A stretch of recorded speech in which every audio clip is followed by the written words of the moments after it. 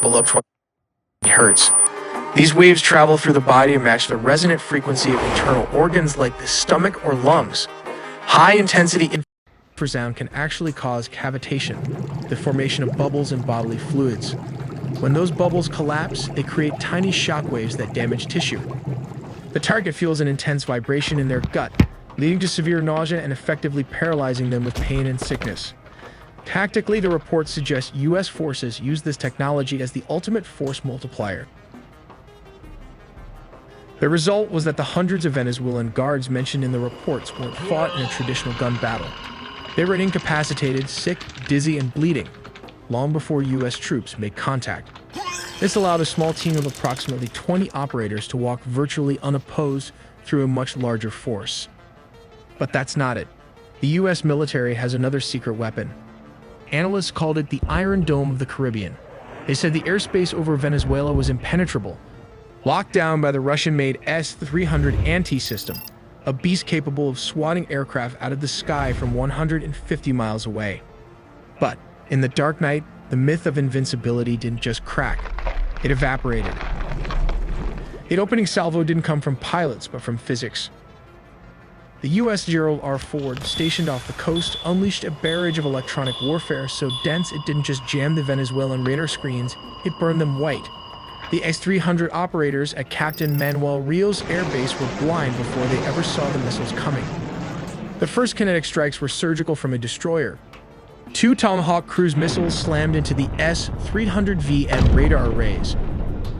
In an instant, the eyes of the Venezuelan defense network were turned into twisted, red-hot scrap metal. Precision-guided bombs walked down the flight line. One by one, the Su-30s and the aging X-16s parked beside them were engulfed in fireballs. 7 jets were erased before their pilots could even reach the ladders. It wasn't a dogfight, it was an execution. But the final blow was psychological. At 4:20, the roar of jet engines shook the windows of downtown Caracas. The target was Fortuna, the headquarters of the Ministry of Defense and the nerve center of the regime's military command. The strikes didn't level the city, they decapitated the leadership's ability to communicate. As smoke billowed from the ministry buildings, the message was clear to every commander on the ground: you are alone. You are alone and that no help is coming. But all of this is just a deception. The main target is none other than the president. We finally have the declassified timeline of how U.S. forces breached the heart of Caracas and extracted Nicolas Maduro. Let's start with step 1. The setup. This didn't happen overnight. For months, the U.S. had been tightening a naval quarantine around Venezuela. The U.S. Gerald R. Ford Carrier Strike Group and the U.S. Iwo Jima Amphibious Ready Group were parked off the coast. I'd like to give all praises, honor, and glory to Yahweh, Bahashim Yahweh Shai, Bahashim Rakah Kwadash. Double honors to the apostles and the elders of Great Millstone who rule well, and salutations to the hopeful elect who believe in Yahweh Bahashim Yahweh Shai in true faith and sincerity, and not for vain glory. The point of this lesson and the point of that video I brought out is, if you don't have Yahweh Bahashim Yahweh Shai, if you are not a part of the elect, you are fucking screwed, man. Okay? The blessing of Esau is the sword. And the Lord is about to use these Edomites to kill you niggas, man. All the wicked of our people is going to get steamrolled by these devils, and on an unprecedented level. And it's already happening in Minnesota. Okay, they can, Esau, anything of dark skin, Esau confuses him. He don't know the difference between a Hamite and a Negro. You look like a nigga, he gonna try to deport your ass, man, even if you was born here. So this thing is gonna intensify, and if you don't have the Lord, you're gonna get your fucking head blown off. And the technology that was presented in that video, that's not even an inkling of what they really have, man. A sonic weapon, that's just to immobilize you. They have DNA bombs that target a specific phenotype. So if they want to throw a specific gas bomb on Jake or in a neighborhood and have specifically Israelites drop dead, and other nations don't get touched, they could fucking do that. Okay? The Lord has made this man his sword. The Lord has made this man his instrument of cruelty. And Yahweh Bahashim Yahweh Shai is about to use it.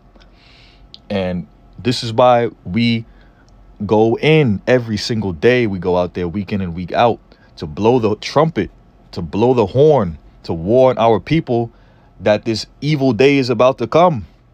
Okay, where millions of our people is about to die, man.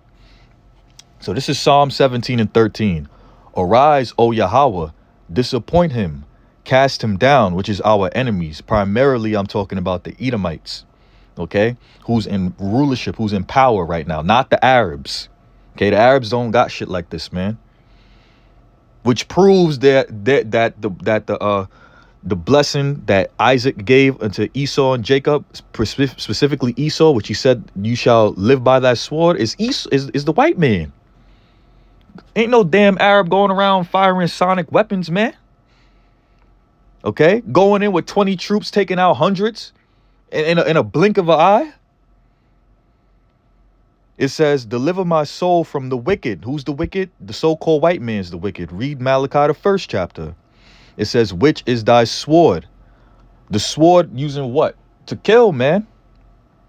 From men which are thy hand, O Lord, from men of the world, which have their portion in this life, because Esau it was given the earth. Job 9 and 24. Esau has control over the entire resources of the earth. It says, in whose belly thou fillest with thy hid treasure, because they heaped up all this treasure, all this gold that they stole for us when we come back down. It says, they are full of children and leave the rest of their substance to their babes, because, you know, they actually have an inheritance program where, and a structure where they hand down inheritances, man. Jake don't have that. Jake is all fucked up out here. Okay. So let's get some precepts now, which proves that the Most High is going to actually use this man. And you haven't seen nothing yet. That wasn't nothing of what this devil actually has. They're 50, 60 years ahead in their technology, man. That they're going to use when Yahweh Shai comes back. All right. This is Habakkuk.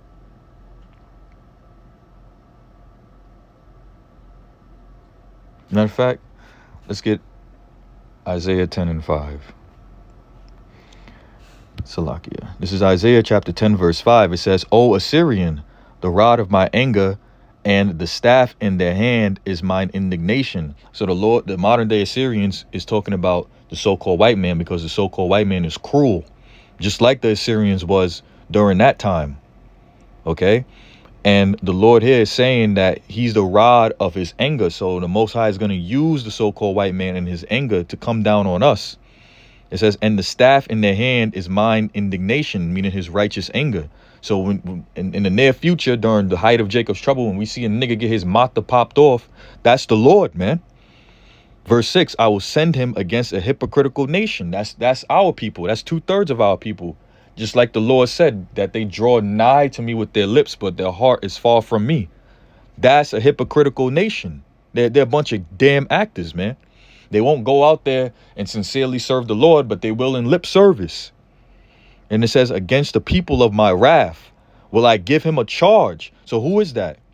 That's talking about the Edomites. The Most High is going to remove that boundary, all right, and make them go completely loose. And they're gonna do the things that they always wanted to do with Jake, which is exterminate you, man.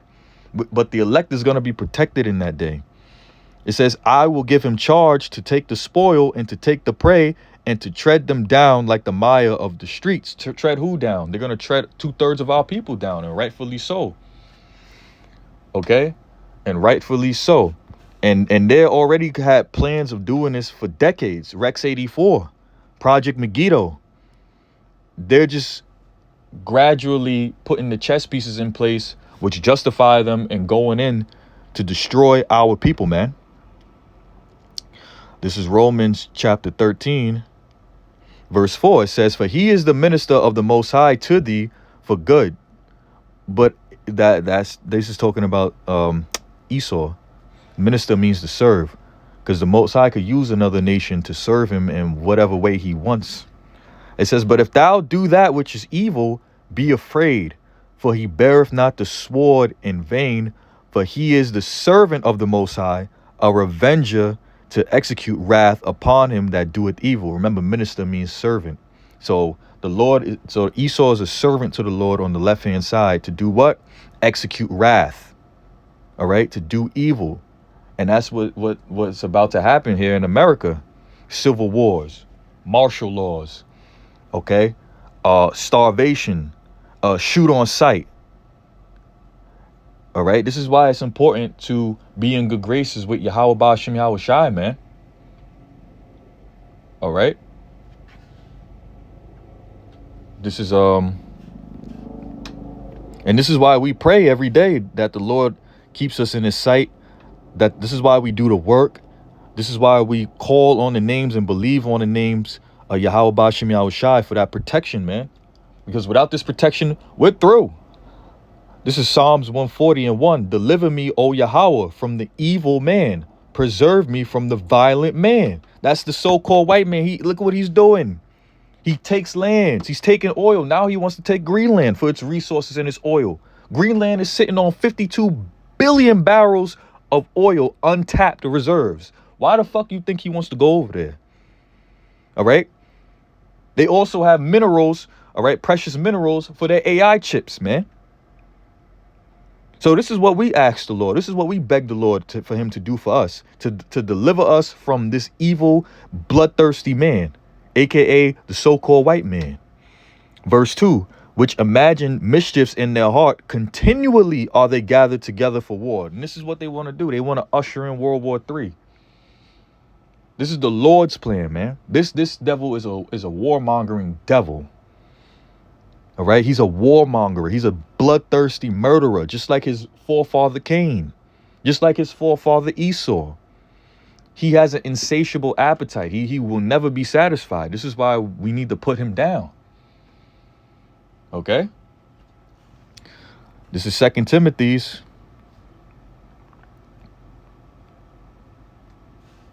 Second Timothy's 4 and I believe 18.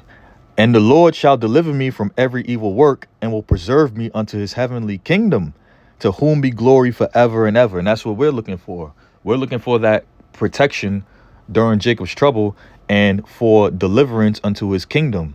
You know, no death coming our way. And we get successfully beamed up. We get to see America destroyed, bird's eye view. And we get successfully beamed up into them ships, man, and changed and see the downfall of our enemies.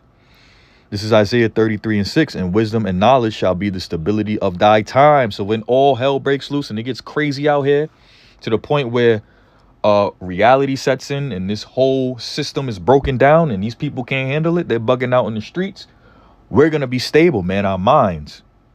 Because we're going to know that this is all the Lord's plan. And we're going to know that everything that we worked for, or everything that we've been doing and been telling these people, this is what it led up to. So we ain't gonna be freaking out. We might see some shit, but we gonna know that Yahweh Ba'ashem Yahweh Shai is in control at all times. It says the fear of the Lord is his treasure. So the fear of Yahweh is his treasure, man. Okay, that's gonna be the most precious thing to us. That's just what's gonna get us through. Okay, and we're gonna be screaming Barakatah Yahweh Ba'ashem Yahweh Shai, man. All right. This is Psalms 50. And then whenever they try to come and touch us, the Most High is going to step in. This is Psalms 55:23. But thou, O Yahweh, shalt bring them down into the pit of destruction. Bloody and deceitful men shall not live out half their days, but I will trust in thee. So that's what's going to happen, man. As soon as they roll on the elect, the Most High is going to put that flight or fight spirit on them. Okay? And then through the men of the Lord is how Yahweh and Yahweh Shai's names will be exalted.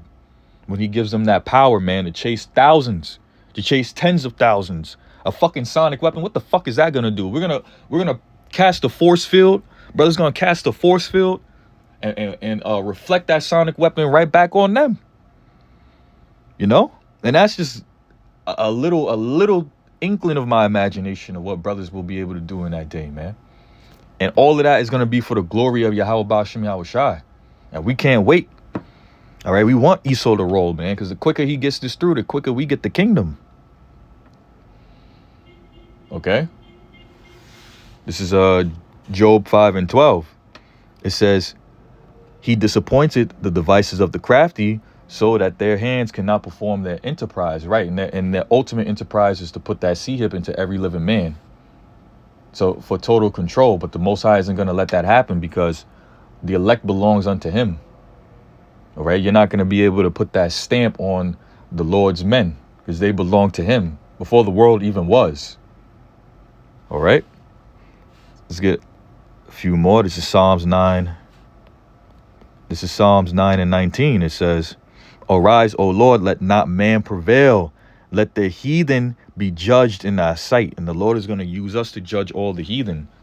He's going to take a man that was a nobody who served him, who gave his life to him, and make him a somebody, the greatest somebody, man, when he gives him that power. Because Yahweh Shai said we're going to be doing greater works than him. Flying, manipulating of the minds, you know. They're going to be bringing their fighter jets. A brother's going to snap his fingers. Them shits is going to explode, man. All right. Put them in fear, O Yahweh, that the nations may know themselves to be but men. Because right now the Edomites think that they're God. They think they could bully the entire world. But soon the Lord is going to humble them. Okay. The Lord is going to soon humble these nations and let them know that they're nothing more than a man. And that I, Yahweh Bashim Yahweh Shai, that I allowed you to do the things that you've done on the earth. Okay. So with that, Lord willing, you was edified, giving all praises to Yahweh Bashim Yahweh Shai. Until next time, Shalom.